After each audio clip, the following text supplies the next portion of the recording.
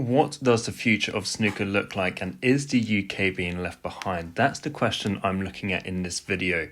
Now, snooker currently is arguably in its strongest ever position. There are more tournaments, a greater prize money, a rise in popularity across the world, more nationalities represented in the professional rankings than ever before.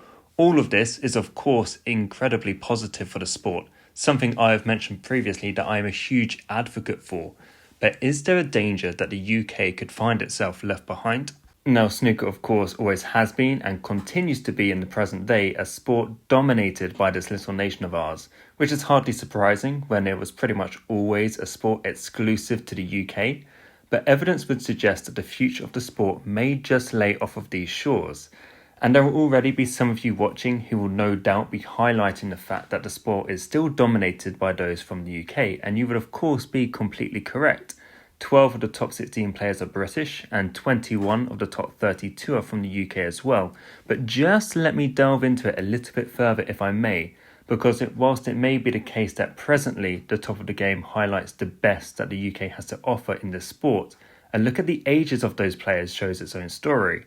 Of the top 16 players who will be playing at the Masters next month, the average age of those 16 players is 38.5, and only 2 of those men are under the age of 30, with 22-year-old Si Jiawei and 29-year-old Luca Purcell, both of whom are not British.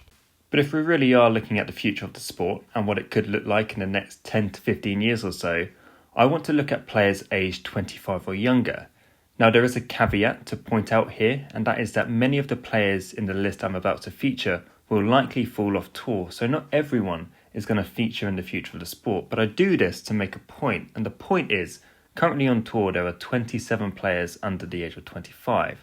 Of these 27, 13 are Chinese, 7 are from the UK, and then you have 2 from Belgium, and players also from Latvia, Hong Kong, Poland, Hungary and Thailand. And then if you look even deeper into these statistics, if we're looking at players under the age of 25 who are inside the world's current top 50, there are 6 players from China compared just to 1 from the UK. We can also throw into the mix that both finalists in the recent Scottish Open were both under 25 and both from China as well. Now, theories about China dominating the sport are not exactly new, and there's been multiple headlines over the past decade or so about how half of the top 16 would eventually be Chinese. I think it was Jimmy White who said that this would happen before now, and whilst we're not quite there yet, evidence is strongly pointing towards these theories becoming a reality at some point soon. 3 players are already there in the top 16, and Xiao Guodong is hovering just outside in 17th place currently as well. And when players like the class of 92 and those a generation beneath them like Shaun Murphy, Mark Selby and Neil Robertson all fade away, the youngsters coming through best placed to replace them are from China. And the reason for this is simply the money that the Chinese government has pumped into grassroots facilities over there, coupled with the growing enthusiasm for the sport ever since Ding broke through 20 years ago, is just on a scale no other nation is able to compete with. In Shanghai alone, there's estimated to be over 1,500 snooker clubs, along with an estimated 1,200 in Beijing. Now, trying to find statistics in the UK here is harder, but this article would suggest there are around 650 here in total, and that's across England, Wales, Scotland and Northern Ireland. And the standard of snooker clubs here in the UK in general are pretty questionable. I know there's fantastic facilities in, York, Sheffield, but across the board it's not all like that. And I live in a fairly big city myself where there is 1 snooker club with decent facilities. But other than that, you'd have to go to a sports bar which only has 3 full-size snooker tables which aren't particularly well maintained, and you typically have to pay around £15 an hour to play on. And like I say, I do feel like that is the consensus around the UK.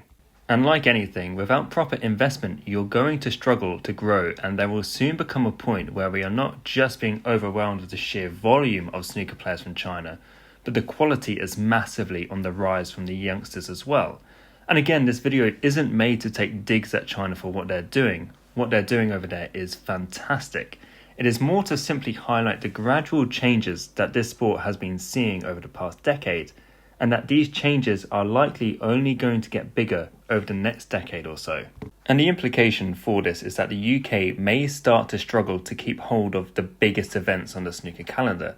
There's already talk about the World Championship almost inevitably leaving the crucible at some point soon, but if we come to a stage in the next, say, 10 or 15 years where the majority of top snooker players are from overseas, will it continue to be viable for us to keep hold of tournaments like the Masters or the Tour Championship, etc.? Now, all of this, of course, is just food for thought. I have always been a massive advocate for World Snooker growing the sport into a truly global game.